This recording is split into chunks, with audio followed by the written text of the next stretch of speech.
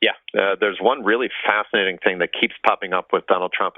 He wins counties with large African American populations. We're seeing it over and over again. And he's not winning the black voters in those places because there are not many black voters in Republican primaries.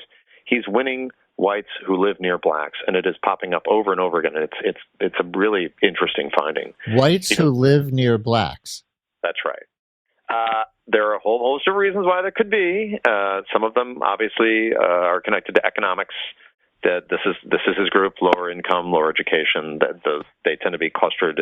These counties in general have those characteristics with them. But look, obviously there is a question of whether there is a component of whites living near blacks not liking government services, for some parts of the population having an issue with it. I'm not going to say the R word. We're not going to go there. But yeah, there's one really fascinating thing that keeps popping up with Donald Trump. He wins counties with large African American populations. We're seeing it over and over again. And he's not winning the black voters in those places because there are not many black voters in Republican primaries.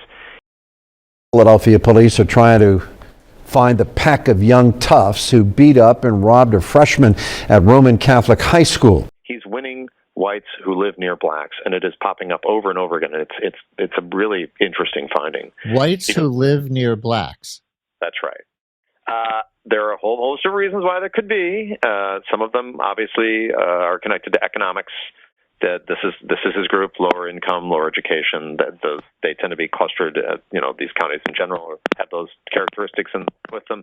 But look, obviously there is a question of whether there is a component of whites living near blacks not liking government services, for some parts of the population having an issue with it. I'm not going to say the R word. We're not going to go there.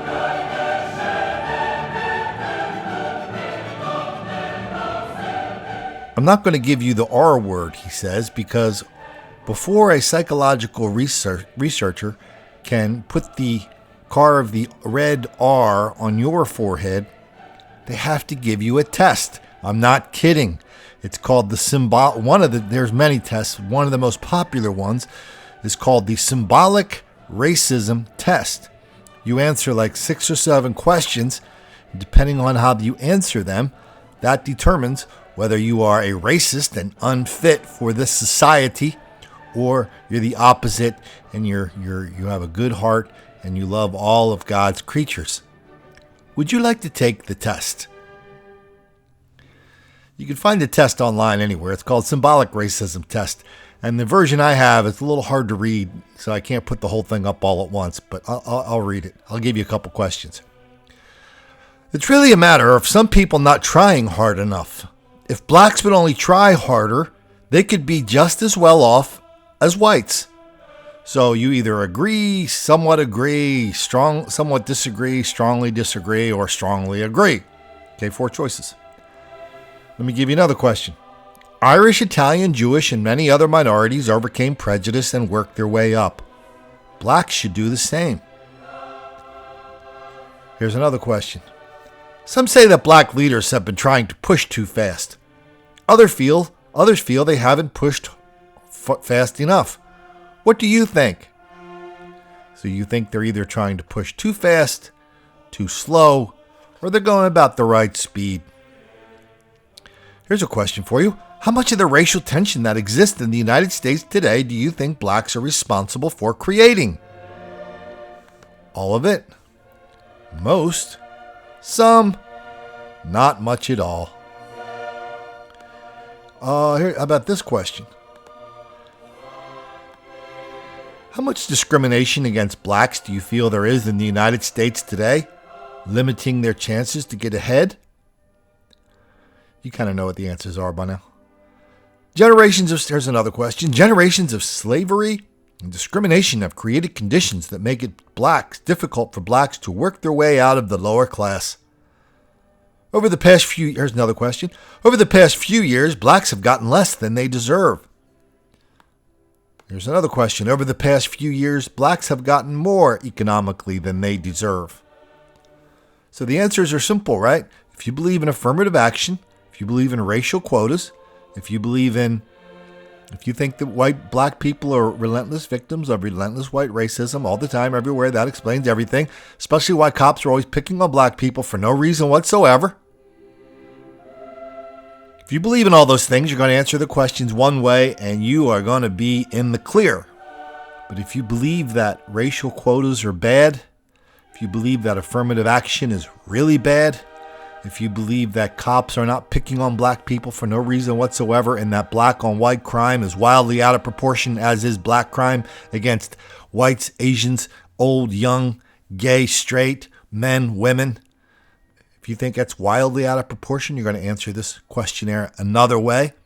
And when you answer these 8 questions, at the end of the day, end of the test, you are going to be labeled a racist.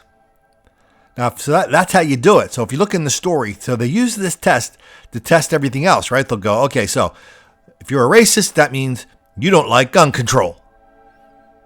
The chances are the people who on the other end of the spectrum will say, oh yeah, I think we need gun control. And that's how they test for the R word. You know, when we were growing up, we would hear these stories about how they did things in the Soviet Union. And we would hear they ran these mental hospitals. If you took a test and you didn't believe communism was the greatest thing, if you didn't believe Stalin was fantastic, Lenin was God, Brezhnev was a hero, Khrushchev was a god, a prince, they put you in a mental hospital or a gulag. And we used to think, at least I used to think, like, man, that's crazy. We can never let anybody do that here. Wow, glad I live in the United States because they don't give people tests and then, do bad things to them when they flunk the test. Okay, so I was a little bit naive. But did you hear the guy on NPR?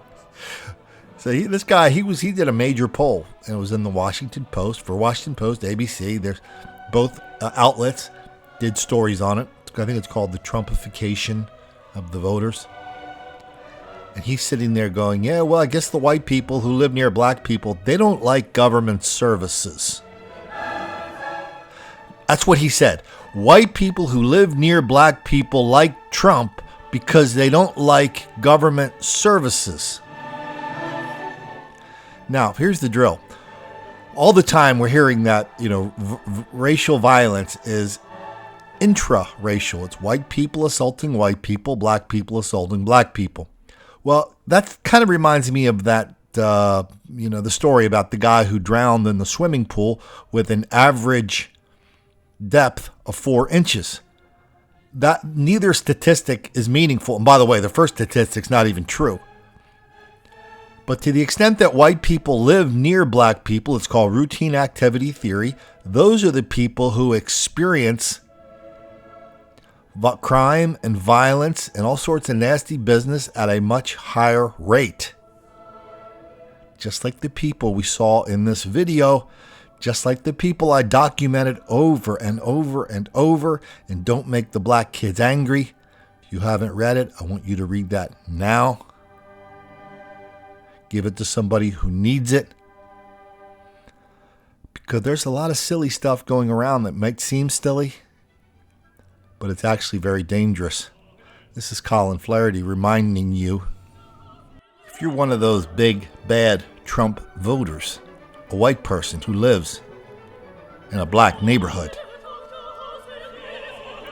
and you probably don't even need me to remind you of this. Don't make the black kids angry.